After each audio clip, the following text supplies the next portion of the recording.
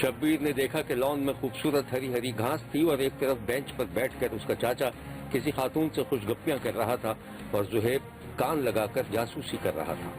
بہت خوش ہوگا وہ، بالکل اپنے میں نے بچوں کی طرح پالا ہے، وہ تمہارے جیسی چاچی مل گئی تو اور بھی زیادہ خوش ہوگا، بس تھوڑا سا صبر کر لو۔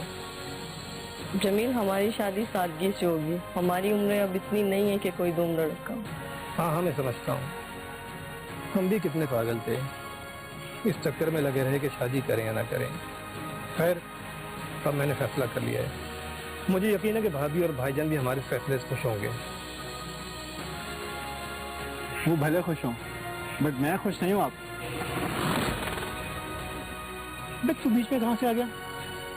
اچھا بات سنو، میں تم سے بعد میں بات کرتا ہوں، ذرا اس سے پوچھوں یہ خوش کیوں نہیں ہے۔ اللہ حافظ۔ اچھا یہ بتا، تو چھپ کے کیا باتیں سن رہا تھا؟ ارے چاچا میں مذاق کر رہا تھا۔ اچھا مجھے یہ تو بتائیں، کون نہیں ہونے والی چاچی؟ کیوں، تجھے بہت فکر لگی ہے؟ چل شاباش، نکلیں یہاں سے۔ اچھا چاچا میں چلا جاؤں گا، لیکن ایک کام کرے نا، مجھے کچھ پیسوں کی ضرورت ہے۔ کیوں، کیا کرے گا؟ ارے چاچا میری دوست کا برتھ ڈے ہے، اس کو گفٹ بھی تو دینا ہے۔ آفٹر آل آپ کا بھتیجا ہوں، تو برتھ ڈے میں سب سے بڑا گفٹ میری طرف سے ہونا چاہیے۔ چل ٹھیک ہے، پیسے مل جائیں گے، اب ذرا نکل یہاں سے۔ شاباش میرے کیوٹ سے چاچا۔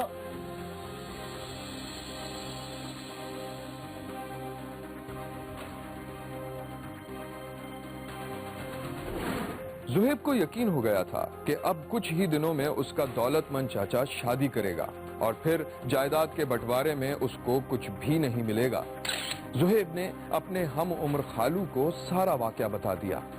زہیب اور اس کا ہم عمر خالو لان میں بیڈمنٹن کھیل رہے تھے۔ یار زہیب مجھے کچھ یاد آ رہا ہے، تو چاچا کے چکر کے بارے میں بتا رہا تھا۔ مجھے یہی لگتا ہے یار، چاچا کا کسی سے چکر چل رہا ہے۔ یار تو چل، اسی بہانے تجھے آٹا دال کا بھاؤ تو پتہ چل جائے گا۔ اسی بات کی تو فکر ہے، چاچی آ گئی نا تو چاچا کے آس پاس یہ بھٹکنے نہیں دیں گی مجھے۔ آجو چل یار، گیم کھیلتے ہیں۔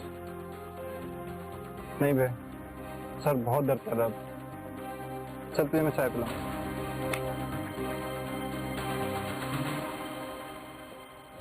زہیب کا شک اس کے یقین میں تبدیل ہو گیا تھا جب اس نے اپنے چاچا کو ان کی ایک ہم عمر عورت کے ساتھ ہوٹل میں خوش گپیاں کرتے دیکھ لیا تھا۔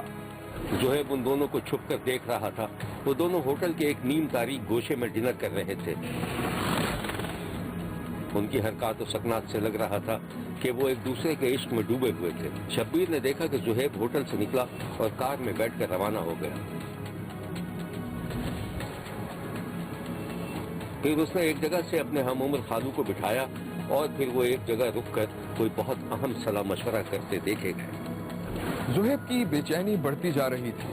پھر اس نے اپنے ہم عمر خالو کو چاچا کی جائیداد سے آدھی جائیداد کا لالچ دے کر اپنے ساتھ ملا لیا اور چاچا کو قتل کرنے کا منصوبہ بھی بنا لیا۔ ایک دن شبیر نے دیکھا کہ زہیب کا چاچا ملک جمال اپنی کار میں کسی خاتون سے بات کرتا جا رہا تھا کہ اچانک اس کی کار کا بیلنس بگڑ گیا اور کار سامنے والے درخت سے ٹکرا گئی۔ اس روز کے حادثے میں زہیب کے چچا کی موت واقع ہو گئی تھی۔ زہیب خاصا اداس تھا۔ پولیس میں رپورٹ بھی زہیب نے ہی درج کروائی اور پھر تفتیش کے نتیجے میں پتہ چلا کہ زہیب اور اس کے ہم عمر خالو نے چلتی گاڑی پر چھپ کر فائر کیا، جس سے ملک جمال کی موت واقع ہو گئی تھی۔ پولیس نے دونوں ملزمان کو گرفتار کر لیا۔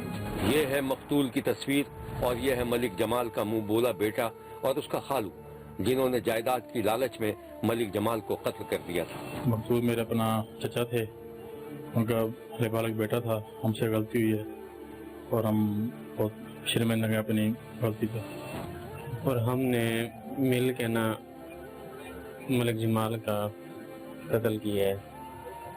وہ اس وجہ سے کہ ہمیں کچھ دنوں سے پتہ چل رہا تھا کہ وہ کسی غلط عورت کے ساتھ اس کے تعلقات ہیں اور وہ اس سے شادی کرنا چاہتا ہے اور اپنی ساری جائیداد اسی کے نام کرا رہا تھا، اور اسی غلطی کی وجہ سے اور اسی وجہ سے جائیداد کی وجہ سے ہم دونوں نے مل کے اسے مار دیا ہے۔ पुलिस ने इस वाक़े की जो तफसील बताई थी वो ये है। इन साइड एंगल में इसका एक बेटा जिसका नाम जुहेब है, वो इसका ले पालक बेटा था, वो सामने आता है। उसकी हम तफ्तीश करते हैं, उसका मोबाइल डाटा लेते हैं तो हमें पता लगता है कि उसका असद मेत्रा जो कि उसका खालू था, उससे उसका फ्रीक्वेंट रब्ता था।